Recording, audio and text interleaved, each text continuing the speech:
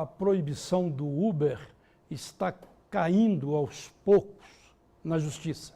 A Justiça concedeu mais uma liminar favorável a motoristas do Uber, transporte particular oferecido por meio de aplicativo da internet em Belo Horizonte e em todo o mundo. Uma entrou com o pedido no último dia 13 e a decisão da terceira vara de feitos da Fazenda Pública Municipal foi proferida na noite de ontem. Dessa forma, seu cliente poderá prestar o serviço sem correr o risco de ser multado pela Guarda Municipal e ter seu veículo removido. Este é o terceiro caso em Belo Horizonte beneficiado por liminar judicial. De posse da liminar, esse motorista não poderá sofrer qualquer medida repressiva. Caso contrário, a autoridade responsável pela coação poderá ser multada em R$ 1.500 por dia, limitados a 80 dias. E a crise deixou a quitação dos impostos à vista, uma tarefa ainda mais difícil para o contribuinte. Com a corrosão da renda, só 26% dos donos de carros, motos e caminhões em Minas conseguiram pagar em cota única o IPVA. A fatia é bem menor do que a do ano passado, quando 30% quitaram a taxa de uma só vez.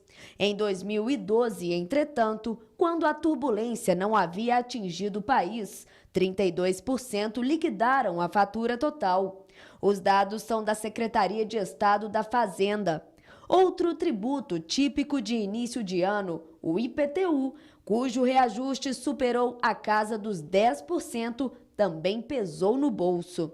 E ficou mais complicado quitá-lo à vista, mesmo com o desconto oferecido de 7%. Segundo a Prefeitura de Belo Horizonte, somente 43,8% pagam a guia integralmente.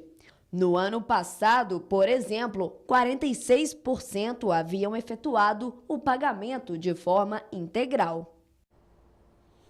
Mais um dado que aponta para as dificuldades do setor imobiliário. Nos primeiros 9 meses de 2015, as construtoras receberam de volta 41% das unidades vendidas em lançamentos, um total de 4,9 bilhões de reais. Apontou um relatório divulgado este mês pela agência FIT. Em 2014, esse percentual foi de 29%, em 2013, de 24%, portanto, bem menores. Para falar sobre esse movimento do mercado, nós recebemos o advogado especializado em direito imobiliário, Alexandre Fadel. Tudo bem, Fadel? Tudo bem, Barroso. Uma boa noite para você, prazer em recebê-lo aqui no Redação. Mas esse dado me impressiona, né? Dado preocupante, né? 41% daquelas vendas que foram feitas no lançamento bateram na cabeça novamente das empresas imobiliárias. Exato. É a crise colocada de uma forma pontuaguda, né? Realmente, uma crise forte no setor uma estatística bem preocupante, né? Quase metade dos imóveis vendidos estão retornando para o poder, né, para a propriedade da construtora. 41% dá quase a metade. Quase, né? A gente pode falar que é quase a metade. Então, isso é grave. Por quê? A construtora, né, que estava para receber o valor, normalmente ele é parcelado, né, ela negocia enquanto a obra está em andamento diretamente com o consumidor. Né? Normalmente, quando a obra termina, que ele vai financiar com o banco, aí ela recebe o restante, né? Ou seja, ela vai descapitalizando, né? Imagina, 41% do empreendimento sem receita. Inviabiliza, muitas das vezes. E isso faz o que acontece com o mercado. É perigoso, naturalmente, diante dessa crise, muitos empreendimentos imobiliários afundarem. Mas tem um outro lado também. O preço do imóvel parece que vai cair muito e vai ser colocado de uma maneira mais fácil de aquisição para o consumidor, para o comprador. Sem dúvida, né? Existem vários reflexos ao ocorrer esse tipo de situação. Um deles, quando o imóvel retorna à construtora, ela tem feito descontos para revendê-lo. Agora, olha só que coisa interessante. Tem ocorrido dela vender mais barato do que a primeira venda. Então, o outro consumidor que comprou no mesmo empreendimento um apartamento, ele já está vendo o seu próprio apartamento sendo vendido tão novo quanto, por um valor inferior do que ele mesmo comprou. E ele vai dizer assim, eu comprei, paguei, não devolvi e estou sendo penalizado por isso.